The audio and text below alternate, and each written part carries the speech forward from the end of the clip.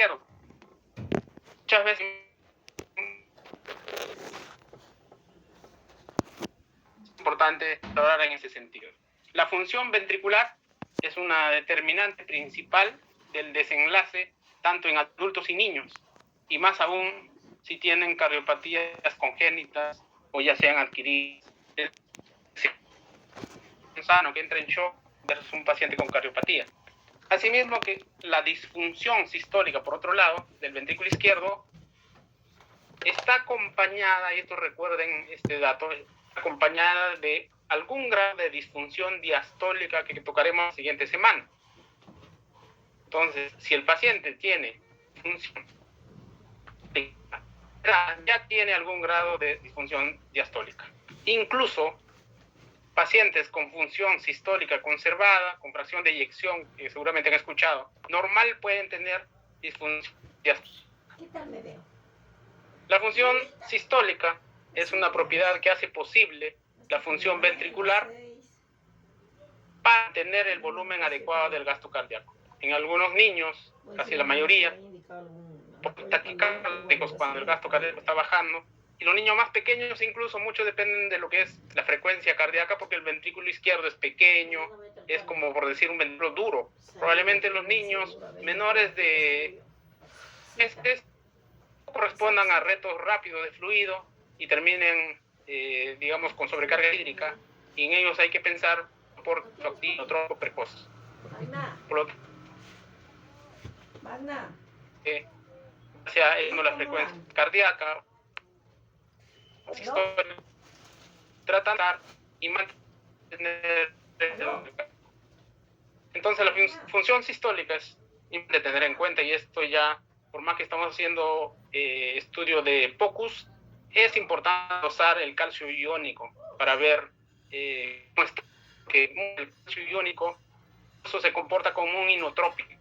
Es decir, el paciente está hipotenso y bradicárdico, y usted dirá, pero si está bradicárdico, ¿cómo le pongo calcio y lo voy a hacer? No, en ese contexto de que el calcio iónico está bajo, esa bradicardia va a mejorar, y esa hipotensión también es calcio iónico bajo. No estamos diciendo esos pacientes normal con calcio alto. Ahí, bueno, en ellos sí podría pasar lo que se piensa comúnmente. Entonces, el calcio es fundamental para la contractilidad cardíaca. Entonces, para entender la sístole, no solo el calcio, sino el magnesio, el fósforo, incluso todo el medio interno óptimo para buena contractilidad. ¿Y esto cómo lo entenderíamos en la parte cardiovascular? Acá tenemos la aorta, tenemos el ventrículo izquierdo, esa fuerza de eyección en eyección sistólica que va a hacer posible que se expulse la sangre en un minuto. Entonces es lo que vamos a tratar de estudiar. Entonces, cuando hacemos 5 cámaras, lo que hacemos es valorar cómo está saliendo la sangre por la aorta.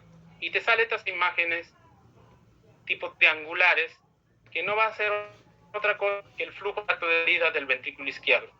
En otras palabras, con un Doppler pulsado, un PV doble que vaya en los equipos, te sale esta integral velocidad-tiempo. Decíamos que esta velocidad-tiempo, esta integral velocidad-tiempo, no era otra cosa que acá hay bastantes glóbulos rojos dando vueltas, y esos glóbulos rojos que van saliendo en ese momento, eso es lo que te va señalando la función.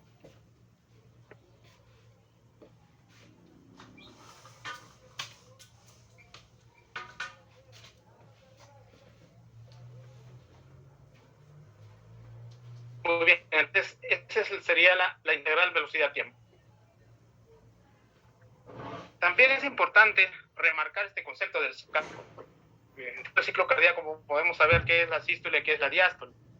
Entonces, de este complejo gráfico, lo fundamental, por ejemplo, acá tenemos el trazado eléctrico, complejo QRS, luego la onda T, la onda P, nuevamente el QRS y la T. En lo que es los cambios de volúmenes del ventrículo y cambios de presión, incluso a nivel ventricular y arterial, también hay varios factores. Sabemos que en la sístole sucede la eyección, por lo tanto, cuando analizamos esas 5 cámaras, estamos hablando de la sístole. Luego viene la diástole, que también vamos a tocar la siguiente semana, es un poquito más complejo, pero lo vamos a tocar. Y cosas prácticas para aprender, porque si bien es cierto, estamos haciendo las clases de un nivel bastante alto, avanzado, ustedes van a aprender, y lo que puedan aprender, lo poco que puedan aprender va a ser suficiente, se los garantizo, porque los cursos existen cosas tan rápidas que se dicen. Entonces, ustedes con este nivel que están adquiriendo, creo que van a poder superar cualquier curso que puedan llevar, o en todo caso, pues, en el día a día, ¿no? Entonces, forma práctica, QRS, recuérdate de R, de la onda R. Recuérdate de la onda T, el abecedario de todos los días, entre la R y la T está la S. La S de sístole. La sístole, entonces, podrás medirle entre el complejo, en el R y entre la T. Ahí sería sístole, que te representa la eyección, ¿no? Entonces, lo demás va a ser la diástole, que lo vamos a analizar con paciencia. Entonces, nuevamente, tenemos el apical 5 cámaras. En el 5 cámaras es Doppler pulsado y te saldrá esta imagen que estábamos mencionando acá, ¿no? En 5 cámaras, Doppler pulsado, esas dos rayitas, diferenciar del Doppler continuo, te sale esta imagen que es la integral velocidad, que simplemente lo digas y ya tendrías el dato de la integral velocidad-tiempo, parte de lo que es para el cálculo del gasto cardíaco. Entonces, para entrar ya en lleno a lo que es la función sistólica, es importante recordar a Otto Frank y a Ernest Starling. Es decir, lo que se enseñan en las escuelas de medicina, la ley de Frank y Starling, ¿no? Los dos, estos sabios que hablaron de la curva presión-volumen hace muchísimos años. Es importante entender, porque si no, llevándolo, digamos, de manera superficial, a veces no es bueno. Tenemos por este lado la presión ventricular izquierda en milímetros de mercurio. Por otro lado tenemos el volumen ventricular izquierdo. Habrá cambios de volumen de ventricular izquierdo y cambios de presión de ventrículo izquierdo. Entonces hay varios eventos relacionados a las válvulas para que finalmente obtengas el volumen sistólico. Número 1, cuando se abre la válvula mitral, te comienza lo que es el ventrículo izquierdo. Luego de eso, viene todo un periodo en el cual ya se cierra la válvula mitral. Luego de cerrarse la válvula mitral, observen, va a haber un gran cambio de presión en el ventrículo. Este cambio de presión del ventrículo finalmente va a ser con una válvula aórtica. Estamos hablando de la sístole. La válvula aórtica, cuando está abierta, y todo después de un periodo de eyección, que en su lado medio, en su parte media va a ser más intensa, y ahí será la medida del tracto de salida del ventrículo izquierdo, se va a cerrar la aorta, y nuevamente pues va a haber otro periodo de apertura, y así. Todo este gráfico, cambio de volumen discreto por cambio marcado de presión, lo que finalmente va a determinar periodos, por ejemplo acá de llenado, desde que se abre la válvula mitral hasta que se cierre la válvula mitral, es un periodo de llenado. Habrá un periodo de contracción isovolumétrica, que es importante tener en cuenta, en el cual aumenta la presión, pero no hay cambio de volumen. Después habrá un periodo de eyección fundamental por la aorta. Y luego tenemos un periodo de relajación isovolumétrica, en el cual hay caída de presión, pero no cambio de volumen. Mucho de lo que estamos mencionando acá abajo es la diástole. Vamos con la sístole, que estamos acá arriba, periodo de eyección. Entonces, toda esta gráfica de cambio que ha habido de un inicio, de volumen, volumen, etc., finalmente esta flecha amarilla no es otra cosa que el volumen sistólico. Ese es el volumen sistólico.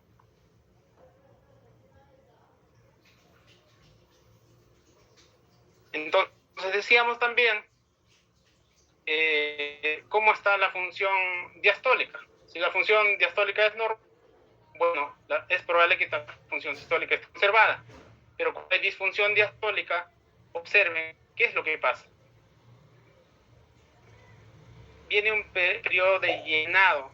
El ventrículo está duro, por decirlo así. Entonces, quiere llenar la aurícula, el ventrículo está duro, la aurícula va a sufrir bastante. Por lo tanto, para que exista esta misma, digamos, cantidad de llenado, va a tener que quitar la presión. Este aumento desde este punto B hasta lo que llena con una falla diastólica, es que finalmente va a generar, por ejemplo, edema agudo de pulmón, cuando das fluidos rápidamente, ¿no? Entonces, eso es lo que puede pasar. Ese es por un lado. Por otro lado, esta sería la curva de presión-volumen normal, la que hemos estudiado, y esta estaría representada, por ejemplo, una disfunción sistólica. ¿Qué es lo que pasa? Observa, ¿dónde está el cambio, no? De esta relación presión-volumen, como que se tira a la derecha, cuando hay disfunción sistólica. Por otro lado, cuando hay disfunción diástole, el problema principal es periodo de llenado. Entonces, en resumen, disfunción diastólica, problema en el llenado. Por lo tanto, mucha posibilidad de edema agudo de pulmón, ¿no? Porque no se adecua de manera rápida a los cambios. Disfunción sistólica, obviamente principalmente problemas en la eyección. Entonces, eyección, contractilidad. Función sistólica alterada, relajación, ¿no? Función sistólica alterada, contractilidad alterada. Estamos hablando de gasto cardíaco. Para todo esto es importante el análisis del ventrículo izquierdo, y acá ya sí vamos lleno a la eco. Este es el ventrículo izquierdo, parece una bala que le decíamos en algún momento de paredes lisas. Y ustedes observen, tienen movimientos radiales, tiene movimiento longitudinal y también tiene movimiento circunferencial. Como que al nivel de la punta y la base se mueve hacia un lado y a nivel de la base se mueve hacia otro lado. Es como el twist, es decir, como que el twist que giras hacia un lado y el otro lado, la parte superior hacia el otro lado. El twist y el anti-twist. O sea, esto puede girar para acá y el otro gira de manera al revés, en el mismo corazón izquierdo. Y todo ese complejo movimiento es que va a ser la expulsión. Entonces tenemos que entender estos movimientos, cómo es el movimiento longitudinal, cómo es el movimiento circunferencial y cómo es el movimiento radial. Y cada uno tendrá sus cortes en lo que son las ventanas que ya hemos aprendido. Acá tenemos el ventrículo derecho que lo abraza, el amoroso que decíamos, el ventrículo izquierdo al centro, igual, ¿no? Acá el centro, el izquierdo, y rodeándolo todo el ventrículo derecho. Entonces, al hacer un eje corto, ya sea parasternal eje corto o costal eje corto, tenemos esta determinante que es el ventrículo izquierdo. En este se analizan muy bien las fibras o los movimientos radiales. Luego tenemos un movimiento circunferencial que les voy a mostrar luego. Y también podríamos analizar los movimientos o las fibras longitudinales. Estas fibras longitudinales muy bien se valoran en paraesternal de 4 cámaras, apical de 4 cámaras, ya sea en esta posición o posición invertida como en este caso. Pero en un apical 4 cámaras, ¿cómo está el movimiento longitudinal? Ahí entonces es el movimiento de tipo radial. Y luego ya cerca a la punta, fíjense cómo que gira, como que hace el twist, como el twist, ¿no? Que gira, y eso sería un movimiento circunferencial, por ejemplo. Esa combinación de movimientos hace posible que suceda un buen gasto cardíaco. Entonces, cuando hablamos de lo que es este eje corto, este movimiento radial, principalmente están incluidas las fibras medias y subepicárdicas, que hacen la rotación y algunas veces combinando la torsión. Luego tenemos estas fibras, estos movimientos longitudinales. Para ese movimiento longitudinal es fundamental no las subepicárdicas, sino las subendocárdicas, que dan la deformación longitudinal, ya sea del ventrículo o también podría ser del ventrículo derecho cuando estudiemos en su momento. El ventrículo izquierdo entonces podría analizarse la MAPS, es decir, la excursión de la válvula mitral, o el derecho tendría que ser la TAPSE o la excursión de la válvula tricúspide. Eso estamos hablando de función sistólica.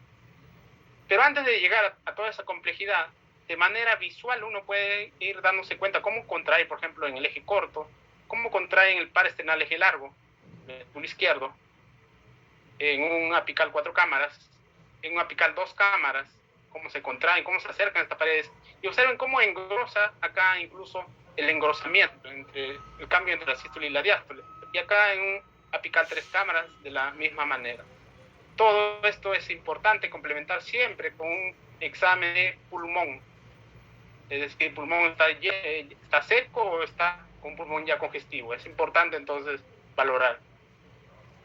Pero para que esto sea más completo y profundo, vamos analizando los movimientos y estas fibras. Entonces, este es el ventrículo izquierdo, como observan, y a manera de estas manos van a tener una fibra en este sentido, por ejemplo. Otro sentido de la fibra, observen estas fibras circulares también. Cada uno tiene su nombre.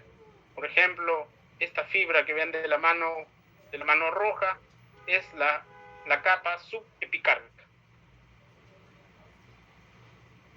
Luego tenemos estas fibras de la capa media del miocardio, que son mucho más importantes, y este es un dato que deben recordar siempre. Esta capa media del miocardio, es decir, la fibra circular, es la más importante del ventrículo izquierdo, mientras las otras fibras, que son de tipo longitudinales, son las más importantes en el lado derecho. Entonces tenemos en este caso las fibras subendocárdicas, epicárdicas y las subendocárdicas. ¿Cómo esto lo trasladamos a lo que es la eco? Será de la siguiente manera. Entonces, la capa subendocárdica estará o será fundamental para el movimiento longitudinal. Entonces, cuando analizas en este apical 4 cámaras, ya sea el corazón izquierdo o el corazón derecho, estarás analizando estas fibras longitudinales, es decir, la capa subendocárdica. Mientras que cuando analizas ya sea el movimiento circunferencial o el movimiento radial, estaremos hablando de la combinación muchas veces tanto de la capa media del miocardio como la capa subepicárdica. Combinación de la parte circunferencial y radial.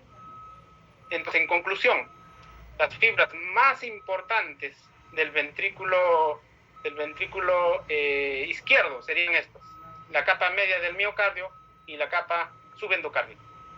Cuando te toque analizar el ventrículo derecho, la más importante sería las que hacen movimientos longitudinales tipo la endocardio. Esta es la diferencia entre ventrículo derecho y ventrículo izquierdo. Muy bien, entonces vamos a lo más sencillo ya, hablando de la función ventricular. Acá entonces tenemos la diástole, el diámetro al final de la diástole, y acá tenemos el ventrículo izquierdo con diámetro al final de la sístole. Lo que el POCUS exige, y digamos, lo que del día a día, no es los números que hemos ido aprendiendo tan complejos, sino esto algo simple. Mira. ¿Cómo está la función ventricular izquierda? ¿Está hiperdinámica? ¿Está normal? ¿Está ligeramente, severa, moderadamente deprimida? ¿Cuál? Entonces, cuando uno mira acá, este corazón como que se contrae intensamente y rápido. Está hablando del corazón hiperdinámico, de ese shock caliente cuando se habla, ¿no? Entonces hay buena contractilidad y muy intensa, incluso mucho más rápida. Entonces es un corazón hiperdinámico. Una contracción normal es esta, y no porque sea lenta va a tener mala contractilidad. Puede estar con frecuencia cardíaca de 50, pero si la contractilidad es buena, no da ningún problema hemodinámico, eso es lo que le corresponde. Además de la cantidad de frecuencia cardíaca, lo que te interesa, cómo se contrae todo a la vez. Mira, hacia el centro, cuando yo pongo el punto, todo como que lo quieren abrazar al punto. Entonces, ahí quiere decir, ese es un movimiento importante de las fibras, pero también fíjense cómo cambia el engrosamiento de un periodo a otro periodo. A veces está grueso y luego delgado. Esa es otra característica para ver. No interesa si está taquicárdico o no, porque te puede confundir. Porque está latiendo lento, dirías, uy, está deprimido. No, la depresión es diferente. Fíjense cómo engrosa, fíjense el pericardio está libre. Vamos al moderadamente deprimido. Quizá cuando uno no tiene experiencia, acá puede confundirse. Esto parece que está bien, pero parece que está mal. Acá puedes confundirte. Pero el hiperdinámico, que es el extremo del shock caliente, versus el depresión miocárdica o falla cardíaca, no te vas a confundir, porque por eso, miren, dilatado, no engrosa, no hay cambio de engrosamiento, está todo flaco, delgado. Y entonces yo quiero poner el puntero al centro, nadie lo quiere abrazar, ninguna parte del ventrículo. Es severamente deprimido, hiperdinámico y normal. Acá en el moderado puede que se confunda. Pero estos dos extremos, si miras esto, dices, ajá, este es un problema sistólico severo, soporte con inotrópico. Acá es hiperdinámico. enzímate hipotenso, la resistencia debe estar baja. Acá daremos vasopresor, noradrenalina, vasopresina, el que prefieras. Entonces, esa es la diferencia, que con esta diapositiva ya puedes manejar al crítico tranquilamente de manera visual, y eso está validado. Entonces, pero entonces viene el término de la fracción de eyección, la fracción de acortamiento. La FEBI, ¿no? Que suena bonito, la FEBI. ¿Qué cosa es la FEBI? Fracción de eyección del ventrículo izquierdo. Pero resulta que les voy a desilusionar, porque la FEBI en lo que es unidades críticas te ayuda y a veces te confunde. Puede hacer confundir, es decir, no ayuda al intensivista la FEBI, ¿no? ¿Por qué? Sucede que en niños, por ejemplo, con sepsis severa, encontraron tanto que fracción de eyección y fracción de acortamiento normales. Pero cuando hace el análisis de lo que es las fibras miocárdicas, como el tipo que hace ya no solo los flujos, sino las fibras miocárdicas, tanto del ventrículo derecho y del izquierdo, significativamente estaban anormal. Entonces, con una FEBI buena, el niño estaba chocado.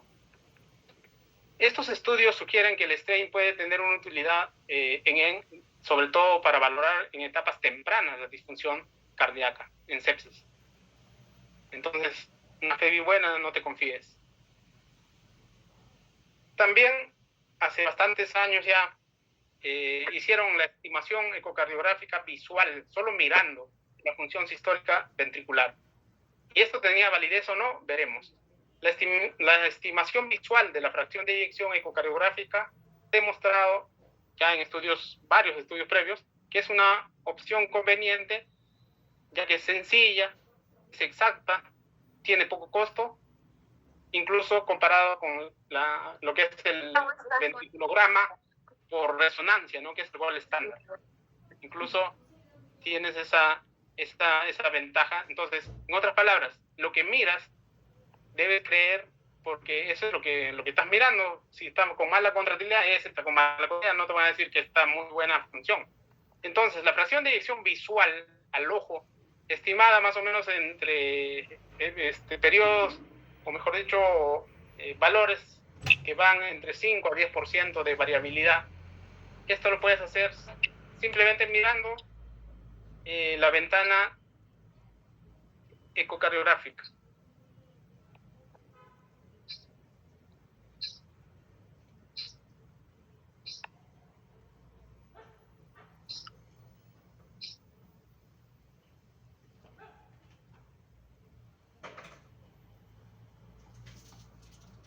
O sea, acá tenemos, por ejemplo, en bajo, ¿no?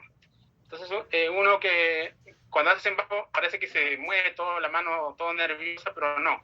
Entonces, quitando ese movimiento extra del bajo, tú dices, ventrículo engrosa, sí engrosa. Esta ala anterior de la mitral se acerca al ventrículo o al septo interventricular, sí se acerca. Esos dos datos es importante decir que la función sistólica está conservada. De manera global, ves cómo está la contractilidad, está observada. Igual, acá, observas y ves que se contrae tan enérgicamente que lo abraza, al punterito casi se lo come. Entonces, ahí estamos hablando de un corazón hiperdinámico probablemente.